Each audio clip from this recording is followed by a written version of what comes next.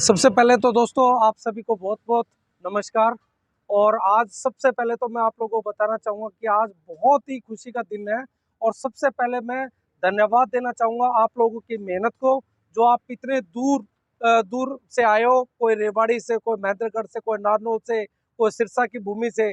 सब मुझे लगता है 250-300 किलोमीटर का जो दूरी जो आप लोगों ने तय की है, आप लोग वाकई में एक हकदार हो कि आप लोगों को एक खुशखबरी दी जाए।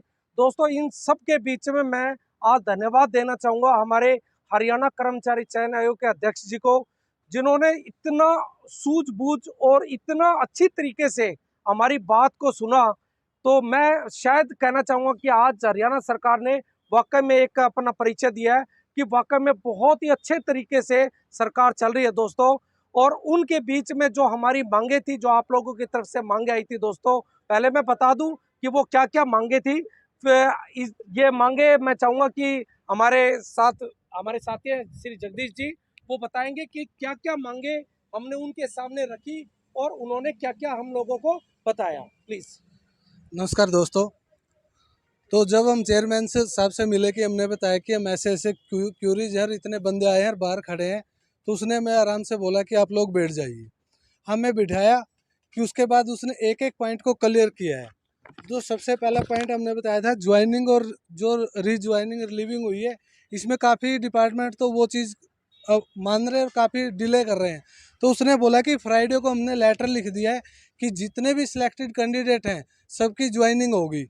सिलेक्टेड कैंडिडेट जो पहले से भी थे और इस लिस्ट में भी है, सबकी ज्वाइनिंग होगी।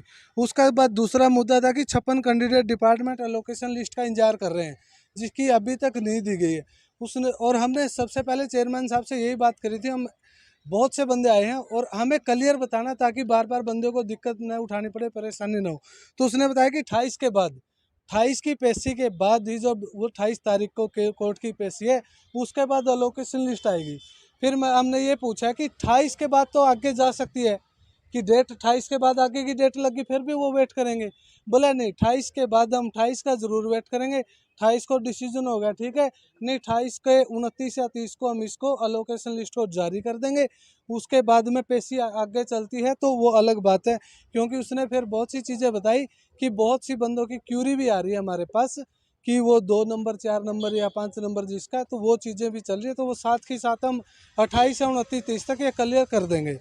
फिर उसके बताया था 20 कैंडिडेट जो ITI वाला, सेम बताया कि लेटर लिख दिया गया है। शुक्रवार को लेटर लिखा है। हमने बोला कि कॉपी दे दो उसकी।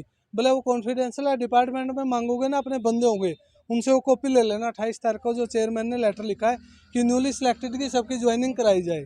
वो मैटर नहीं है कि वैकेंसी फुल होगी कम होगी, वो बात का सीन है। फिर आया था एक बंदा आया था EWS का बंदा, कहाँ है वो भाई जी?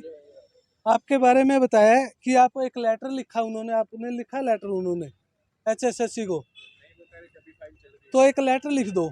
वो लेटर लेके चेयरमैन साहब से मिल लेना। इनको यूनियन वाले आए थे, आपने बोला था लेटर ले, लेटर दे दो, आपको दूसरा डिपार्टमेंट दे देंगे।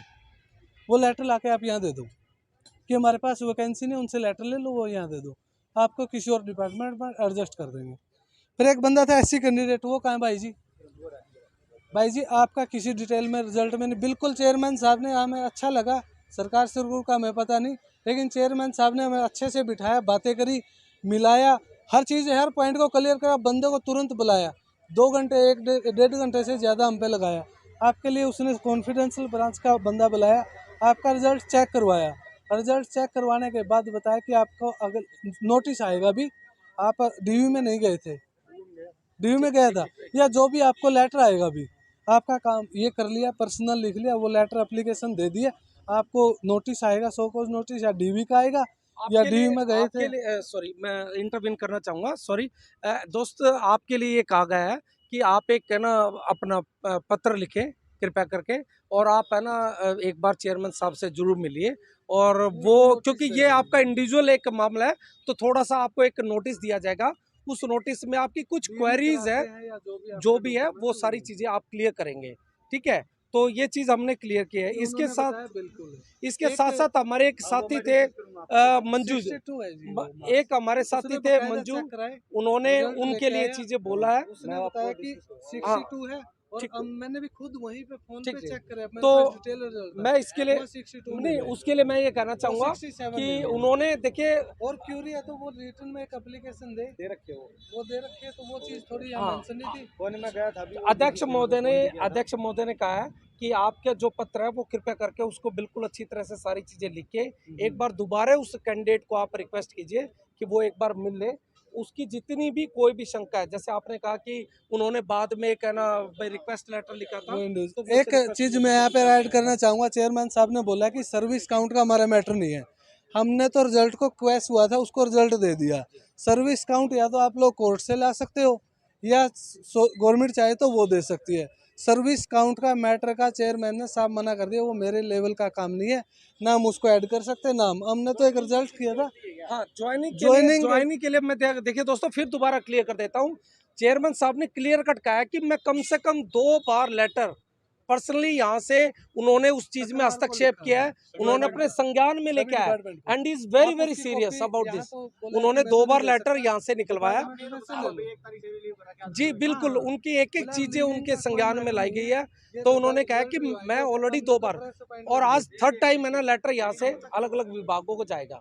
कि जो आईटीआई वाले साथी हैं जिनका 20 लोगों का, जैसा कि आप लोगों को पता है कि 196 के करीब वो कह रहे हैं कि सैंक्शन पोस्ट है, 176 लोगों को ज्वाइन करा दिया और 20 लोग अभी भी है ना पेंडिंग लिस्ट में डाले हुए और उनको कहा जा रहा है कि हम आपको अभी ज्वाइन नहीं करवा सकते। उसके बारे में योजना आयोग के अध्यक्ष जी ने बिल्कुल क्लियर कट कहा है कि देखिए हमारी तरफ से ऐसी कोई इंस्ट्रक्शन नहीं है कि भी आप उनको नंबर ना ज्वाइन करा जाए। उन्होंने बाकायदा कहा है कि भी हमने बार बार अपने इधर से ऑफिस से लेटर भेजा है कि जो भी कर्मचारी डीबी के बाद सेलेक्ट हुए जिनका मेरिट लिस्ट में नाम आया है उनको तुरंत प्रभाव से जल्दी उनको ज्वाइन कराया जाए और जो डिपार्टमेंट ऐसा नहीं कर रहे हैं उनको दोबारा से लेटर जारी कर रहे हैं वो लोग। और चूंकि जैसा कि मेरे साथी ने बताया कि कुछ चीजें ऐसी होती है कॉन्फिडेंशियल होती है नहीं ये हाँ जी बिल्कुल शुक्रवार को लेटर लिखा है डिपार्टमेंटों को, अपने अपने डिपार्टमेंटों से चेयरमैन साहब से कॉपी मांगी थी, उसने बोल दिया कि हम नहीं दे सकते। सारे डिपार्टमेंटों में बंदे हैं, वहाँ से कॉपी ले लो, वो लेके चले जाओ, कोशिश करेंगे यहाँ भी मिल गई तो अभी। दूसरी चीज़, चेयरमैन साहब ने बाकायदा अपने फ़ोन से सबकी वो दिखाई है कि वेरिफिकेशन हम कैसे वेरिफिकेशन करवा रहे हैं। नाम भी बताया उसने कि वेरिफिकेशन होगी, जो फेक नंबर है उनकी भी वेरिफिकेशन होगी।